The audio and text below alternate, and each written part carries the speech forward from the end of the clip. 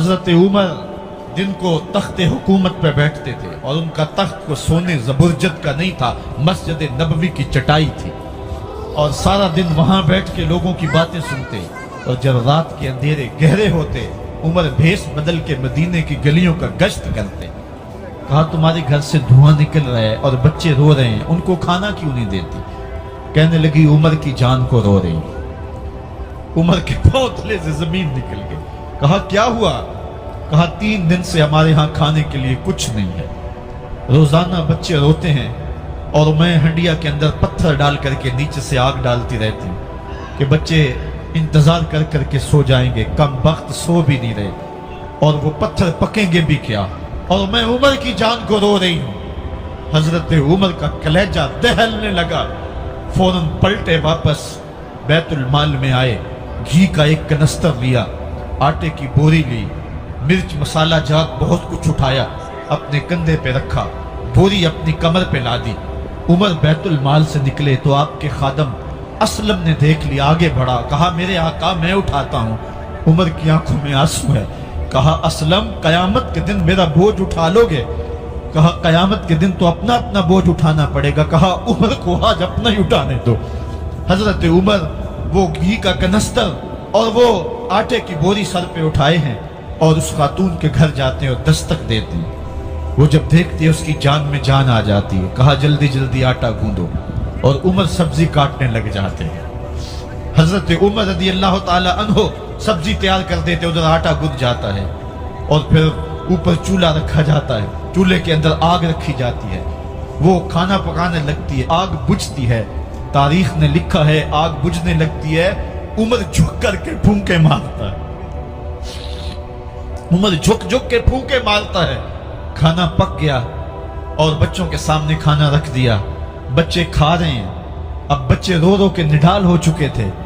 حضرت عمر اپنے ہاتھوں کو اور اپنے گھٹنوں کو اور اپنے پاؤں کو زمین پہ لگا کے، جس طرح بکری کا بچہ چلتا ہے، ویڑے کے اندر کبھی ادھر چلتے ہیں کبھی ادھر چلتے ہیں، تاکہ بچے مجھے دیکھ کے خوش ہوں اور دل میں کہتے عمر جتنا رلایا ہے اب اتنا ہنسانا بھی پڑے گا۔ تو کبھی عمر امیر المومنین، یہ میں کسی آج کے جو ہے وہ لوگوں کے ووٹوں پہ منتخب ہونے والے حکمران کی کہانی نہیں سنا رہا، میں اس عمر کی کہانی سنا رہا ہوں جو 23 لاکھ مربع میل کا حکمران ہے، آدھی دنیا کا بادشاہ ہے۔ حضرت عمر جو ہے جس طرح بکری کا بچہ چلتا ہے، اس طرح اپنے ہاتھ اور اپنے گھٹنے زمین پہ ٹیک کر کے جو ہے وہ اس طرح چلتے ہیں۔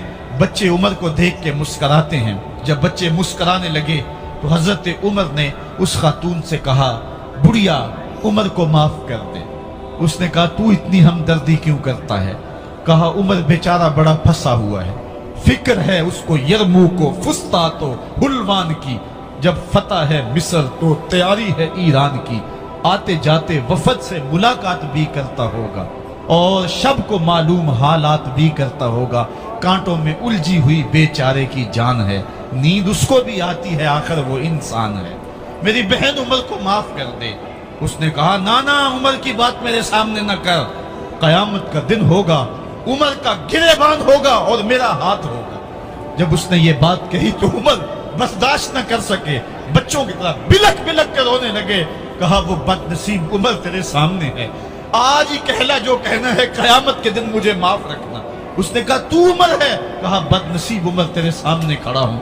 میرے عمر کہتے ہیں اگر دجلہ کے کنارے ایک بکری کا بچہ بھی پیاسا مر گیا، اس کا حساب بھی عمر سے لیا جائے گا۔ حضرت عمر نکلے یروشلم میں، ایک اونٹ ہے ایک غلام ہے، کبھی وہ سوار ہوتا ہے کبھی آپ باری مقرر کی ہے۔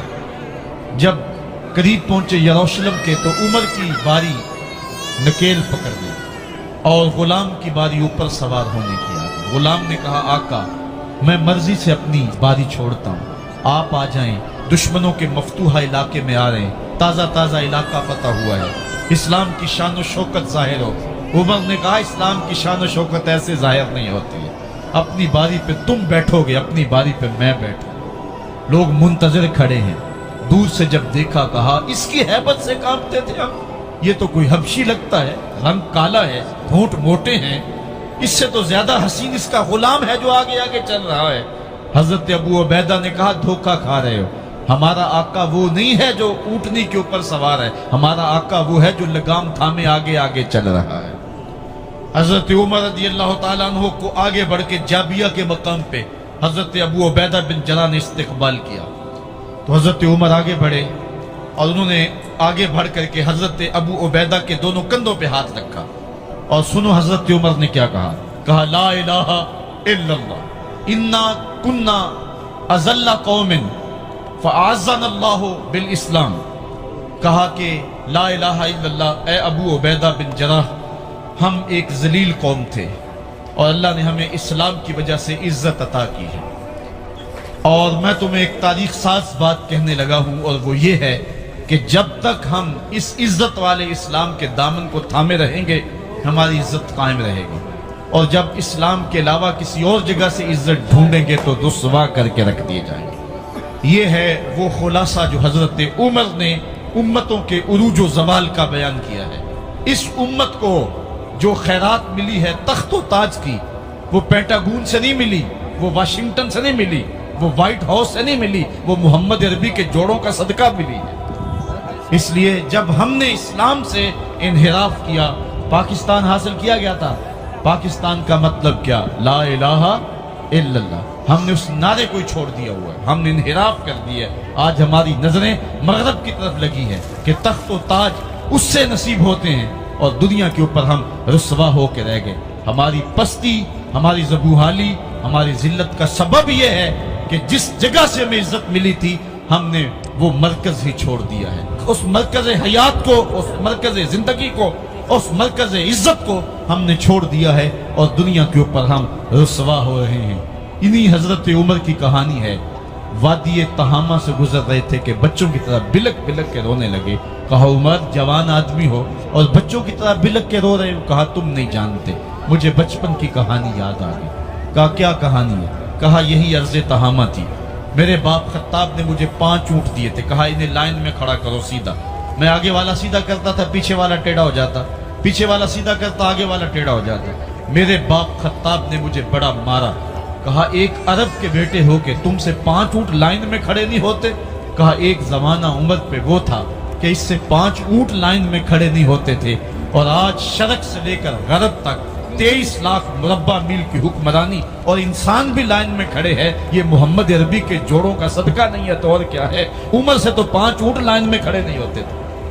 حضرت عمر رضی اللہ تعالیٰ عنہ جب ایمان لائے تو آپ نے ایک ایک کافر کے گھر کے دروازے پہ کھڑے ہو کے کہا، جب کوئی بھی شخص مسلمان ہوتا تو کفار اس کو مارتے، زود و کوب کرتے، ظلم کرتے، ستم کرتے، گھسیٹتے بازاروں میں، لیکن حضرت عمر ایمان لائے تو ایک ایک شخص کے دروازے پر کھڑے ہو کر کے کہا کہ تم کمزوروں کو مارتے تھے، میں تمہیں بتانے آیا ہوں میں محمد عربی کا نوکر بن گیا ہوں۔ بلکہ آپ نے اعلان کیا جس نے اپنی بیوی کو، بیوہ اور بچوں کو یتیم کروانا ہو اور اپنے ماں باپ کی کمر کو جھکانا ہو وہ عمر کے مقابلے میں آئے۔ اللہ اکبر۔ زنیرہ نامی ایک خاتون تھی، بہت کمزور، راوی کہتا ہے کہ اس کی ہڈیوں میں گودا نہیں تھا، عشق رسول تھا، اور اس کا ظالم آقا اس کو مارتا ہے، اور جب مار مار کے تھک جاتا ہے ادھر سے عمر آ رہے ہیں، یہ اسلام لانے کی پہلے کی کہانی ہے، تو ادھر سے عمر آ رہے ہیں، تو اس نے کہا عمر تم جوان آدمی ہو تو یہ چھوڑتی نہیں ہے اپنے نبی کا نام، ذرا تم آؤ۔ تو عمر کوڑا پکڑ لیتے ہیں، اسے مارتے ہیں، مارتے مارتے تھک جاتے ہیں تو پانی پینے لگتے ہیں، تو کہتے ہیں مجھے تیرے پہ ترس نہیں آیا لیکن میں ذرا پانی پینے لگا ہوں، اور پھر گلے کے اندر کپ ڈال کر کے کوڑا اور اس کی رسی کو بل دیتے ہیں، اور اس کی آنکھیں باہر نکل آتی ہیں، اور کہتے ہیں بلا اپنے نبی کو جو تیری آنکھوں کی بینائی واپس کرے۔ اللہ اکبر۔ تو اس نے آسمان کی طرف منہ کر کے کہا مالک میں کبھی بھی آنکھوں کی بینائی نہ مانگتی، لیکن اب تیرے نبی کی عزت کا سوال ہے۔ آنکھوں کی بینائی واپس ہو جاتی ہے۔ زنیرہ کو بڑا مارا۔ آج عمر گلیوں میں آنکھوں میں آنسو ہیں اور عجیب دلے بےتاب ہے، اور کہتے ہیں آؤ بھائی میں حضور کا غلام بن گیا ہوں، تمہیں بتانے آیا ہوں۔ زنیرہ نے موڑ کاٹا تو آگے عمر یہ آواز دے رہے تھے जुनारा एक कोने पे खड़े होकर रो के कहती है, उमर तुम तो बड़े उस दिन जोशो गजब में थे और तुम मारते हुए थकते नहीं थे। तो उमर ने कहा, जुनैरा उस दिन मैंने देखा नहीं था, अब मैं मोहम्मद अरबी को देख आया हूं। जिन्ना वेख्या नहीं हो करन गल्ला, जिन्ना वेख्या नहीं हो करन गल्ला, जिन्ना वेख्या हो ते बोल दे नहीं, जेड़े महरम राज हकीकत दे और राज हकीकत खोल दे नहीं। तो हजरत उमर रदी अल्लाह ताला अन्हु ईमान लाए। हजरत अब्दुल्ला इब्न मसूद रदी अल्लाह ताला अन्हु फरमाते हैं कि हजरत उमर का ईमान लाना मुसलमानों के लिए इज्जत का सबब था। उनका हिजरत करना मुसलमानों की नुसरत थी और उनकी खिलाफत मुसलमानों के लिए रहमत थी। हजरत उमर रदी अल्लाह ताला अन्हु वो हैं कि मेरे हुजूर ने फरमाया, लोगों जब नेक लोगों का जिक्र करो तो मेरी उमर का तज़किरा जरूर किया करो। मेरा उमर वो है कि जब वो एक जगह एक समत से आ रहा हो, एक गली और बाजार से आ रहा हो, तो शैतान भी आ रहा हो, उमर को देख के रास्ता तब्दील कर लेता है। हजरत उमर रदी अल्लाह ताला अन्हु की तबीयत के अंदर जो जाहो जलाल था, तबीयत के अंदर जो सख्ती थी, वो इस्लाम के अंदर आकर भी कायम रही। और आपने वही सख्ती, वही जाहो जलाल जो पहले मुसलमानों के खिलाफ था, अब कुफ्फार के खिलाफ, मुनाफिकीन के खिलाफ हजरत उमर की तबीयत के अंदर वो जोश व खरोश बदस्तूर मौजूद रहा। लेकिन जिस दिन आप खलीफा बने तो उस दिन आपने मिंबर पे चढ़ के जो खुतबा दिया उसमें कहा, लोगों मैं सख्त इसलिए था कि रसूलुल्लाह नरम थे, फिर मैं सख्त इसलिए था कि हजरत अबू बकर सिद्दीक नरम थे, अब मैं तख्ते खिलाफत पे बैठा हूं, अब मेरी सख्ती जो है वो नरमी में तब्दील हो गई। सिर्फ फासिकों, फाजिरों और बागियों के लिए मैं सख्त हूं, बाकी तुम्हारे लिए नरम हूं। सबसे कम जो तनख्वाह बैतुल माल से अगर किसी वजूद ने ली है तो वो हजरत उमर रदी अल्लाह ताला अन्हु ने ली है। सिर्फ 2 जोड़े लेते थे साल में, और रावी कहता है कि मैंने देखा है कि उसमें भी 17 पैबंद लगे होते थे। हजरत उमर रदी अल्लाह ताला अन्हु का तर्ज जिंदगी, आपका अंदाज मुआशरत,